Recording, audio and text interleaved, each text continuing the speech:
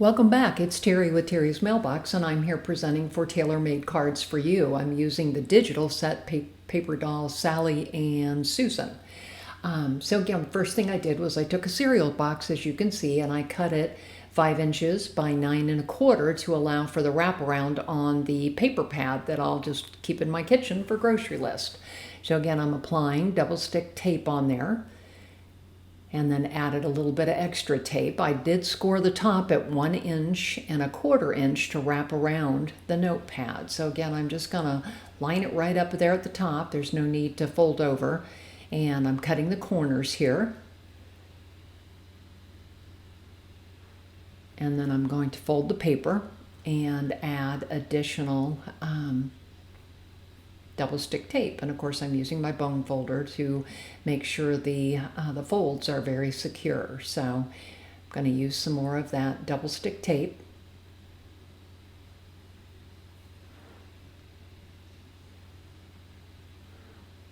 And just going around the edges, making sure they're nice and secure. And I did the 2 sides first to make sure that they were equally done, and then I went ahead and folded the bottom up to make sure it all wrapped around the corners nicely. So I'll just add an extra layer of that tape there and go ahead and pull it off and then fold it over. And I just used a piece of what I thought looked vintage type looking paper that I had in my stash. Again, we've all got stashes.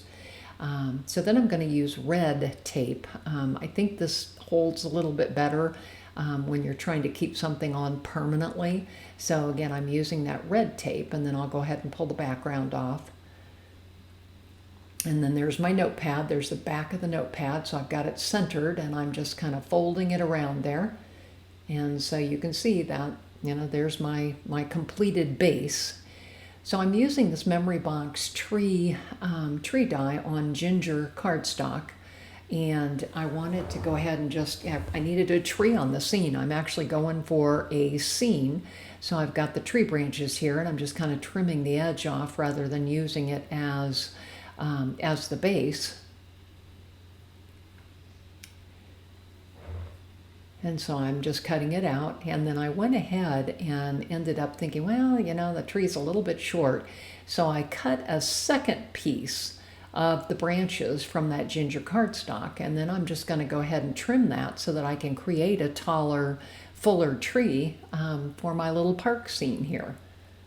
And again, I'll move it off to the side enough so that, that left side, you don't see that edging. I also cut a bench using a Spellbinders die out of Dolphin Gray cardstock. I thought that would be sweet with my little paper dolls, and you can see my paper dolls there. So I've got Sally and Susan, and I chose different dresses for them. And we'll put them together here in a little bit. So right now I'm just going to go ahead and glue all the little pieces on that tree. And so I'm going to line it up there so it kind of moves off the top and off the left-hand side. And then there's my base of the tree.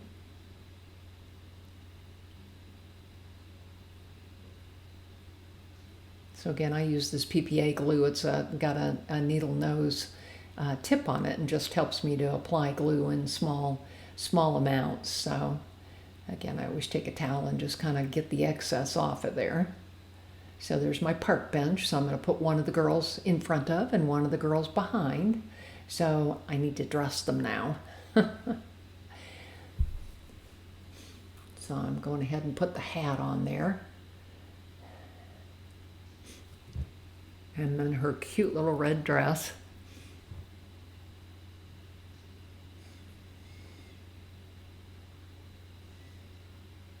So I'm gluing her on, and then I'm going to go ahead and glue the bench on because I want the other paper doll to be in front of the bench.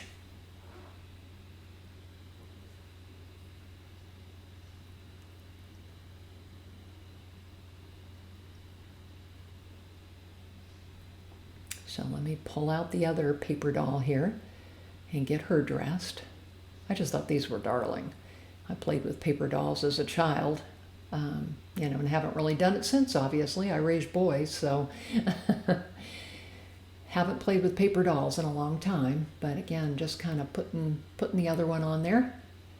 And then I decided I needed, some flowers, something to kind of brighten it up a little bit. So I added a couple of Tim Holtz ephemera flowers on there, just to make it a little bit brighter. So there is the final thing. Again, these are paper dolls available from Tailor Made Cards for You.